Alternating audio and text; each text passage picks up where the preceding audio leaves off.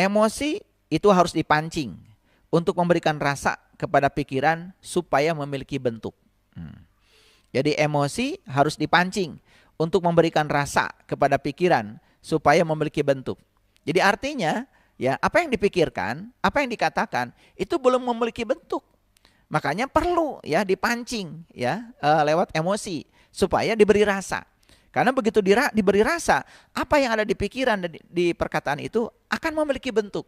Nah, kalau di situ sudah memiliki bentuk, realitasnya akan segala terbentuk. Makanya saya di kajian sebelumnya kan mengatakan, cobalah belajar untuk bersyukur terhadap yang belum terjadi. Rasakan seakan-akan yang belum terjadi itu seakan-akan itu sudah terjadi. Itu doa yang sangat dasar. Karena itu sudah diberi energi ya. Sudah diberi energi.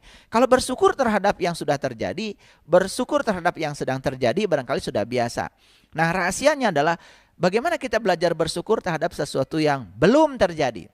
Artinya yang belum terjadi ini tentu saja yang positif ya, dirasakan oleh kita seakan-akan itu sudah terjadi.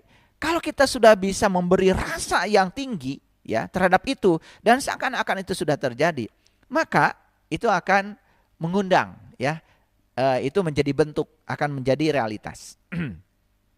Baik ya para sahabat ya, perasaan baik yang disebut dengan positif itu sekali lagi itu berasal dari kekuatan positif. Jadi saya sudah berbicara di kajian sebelumnya tentang cinta, dan cinta yang saya maksud itu bukan rasa perasaan, tapi cinta yang saya maksud adalah kekuatan positif. Makanya di semesta ini cuma dua, kehadiran cinta atau ketidakhadiran cinta. Ada cinta atau ada kondisi ketiadaan cinta. Jadi sebetulnya yang disebut dengan kenegatifan itu sebetulnya karena ketiadaan cinta saja. Nah, oleh karena itu maka saya ingin menekankan ya, perasaan baik ya atau perasaan positif itu berasal dari cinta, berasal dari kekuatan yang positif.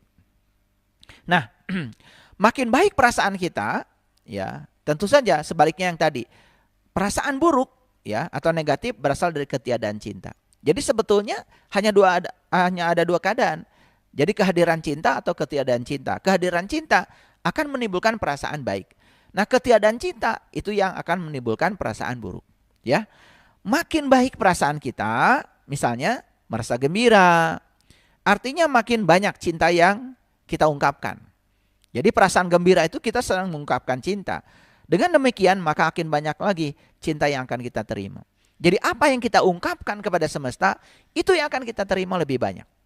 Makanya sebenarnya hukumnya sederhana ya. Ungkapkan maka kita akan menerima. Jadi semesta ini hanya akan memberi apa yang kita ungkapkan, ya. Makin buruk perasaan kita, misalnya putus asa, makin banyak hal negatif yang kita ungkapkan pada semesta, maka semakin banyak hal negatif yang akan kita terima. Jadi sederhana ya, kenapa saya dalam hidup menerima lebih banyak hal positif?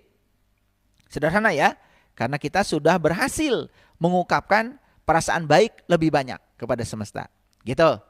Nah, kenapa saya dalam hidup menerima begitu banyak hal-hal yang tidak saya inginkan?